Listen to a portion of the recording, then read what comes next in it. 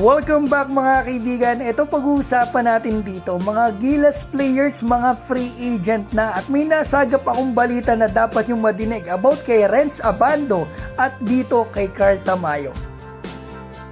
Simulan natin dito. Official na nga pong inanunsyo ng team ni Terdy Ravena na tapos na po ang kontrata nito sa kanila.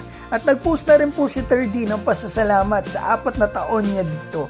At sa ngayon ay 4 na din po silang Pinoy players sa Japan na nasa free agent list na ngayon ng Japan B-League. Si AJ Edu, free agent. Matthew Wright, free agent din. Kai Soto, free agent din, at eto nga pang-4 si Terdy Ravena. Pero malamang at sa malamang makakakuha po talaga silang 4 ng kontrata dito. Eto si Kai malamang ay sa Yokohama pa din dahil may offer sa kanya, pwera na lang kung may mas magandang offer sa ibang team.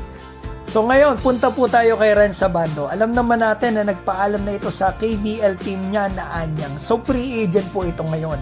At ang sasabihin ko na ito mga kaibigan ay nadinig pa lang natin sa source natin sa ngayon. Madami pa pwedeng mangyari, pwedeng mag-offer kay Renz, pero sa ngayon, ito ang nasagap ko.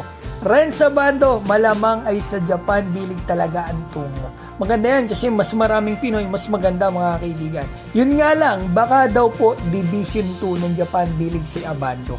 Parang wala pa atang malinaw na offer sa Division 1 ng Japan B-League ngayon kay Abando. Hindi ko sigurado pero baka yung injury nito na natamo nito dito sa KBL ang isang factor o major factor na nakaka-apekto sa market niya. Pero kahit saan pa maglaro si Renz, supportahan din natin siya at sana po gumaling na talaga ang injury niya.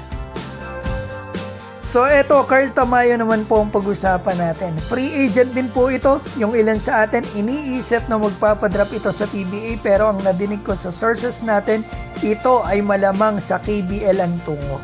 Alam ko na rin mga kaibigan ang possible team niya at kung sino ang Pinoy na papalitan niya. Huwag tayo magugulat kung maglalaro si Carl Tamayo sa KBL team sa paparating na season dito sa LG Sakers. Ang Asian import po nila ay si Justin Gutang. May 1 taon pa raw ito dito sa kontrata, pero ito daw po ay papalitan ni Carl Tamayo. At ito lilinawin ko po sa inyo, itong mga nasagap ko ay unofficial pa sa ngayon.